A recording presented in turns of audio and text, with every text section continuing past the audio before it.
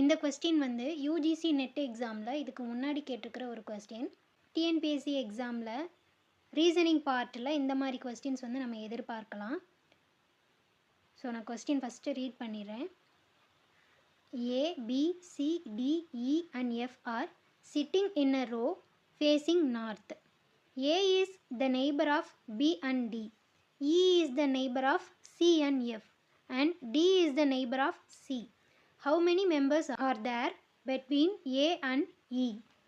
இதில் என்ன கொடுத்துருக்காங்கன்னா ABCDEFங்கிற ஒரு 6 பேர் ஒரு ரோவில் உட்காந்துருக்காங்க. நார்த் ஃபேஸ் பண்ணியிருக்காங்க. இங்கே டைரக்ஷன் வந்து முக்கியம் கிடையாது.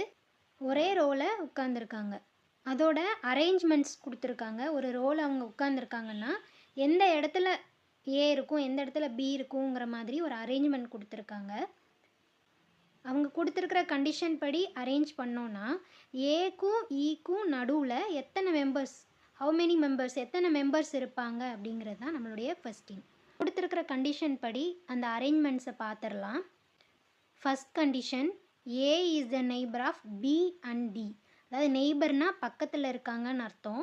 ஏ வந்து பிக்கும் பக்கத்தில் இருக்கணும், டிக்கும் பக்கத்தில் இருக்கணும். அப்போது இது எந்த மாதிரி இருந்தால் அது கரெக்டாக இருக்கும்னா, ஏ இங்கே அரேஞ்ச் பண்ணிவிட்டு பி இங்கவும் டி இங்கவும் அரேஞ்ச் பண்ணோன்னா A is the neighbour of B and A is the neighbour of D. Next condition, E is the neighbour of C and F. அப்போ இ வந்து சிக்கும் நெய்பராக இருக்கணும், எஃப்க்கும் நெய்பராக இருக்கணும். அதே மாதிரி தான் அப்போது இ இங்கே அரேஞ்ச் பண்ணணும். சி அண்ட் எஃப் சொல்லியிருக்காங்க. ஸோ சி அண்ட் எஃப் இங்கே வரலாம். அதுக்கு முன்னாடி அடுத்த கண்டிஷனையும் பார்த்துருவோம். D is the neighbour of சின்னு கொடுத்துருக்காங்க. அப்போது இந்த இடத்துல சியும் இந்த இடத்துல எஃப்பும் வந்தால் கரெக்டாக இருக்கும். இப்போ கொடுத்துருக்கிற கண்டிஷன் படி கொடுத்துருக்கிற லெட்டர்ஸை அரேஞ்ச் பண்ணியாச்சு.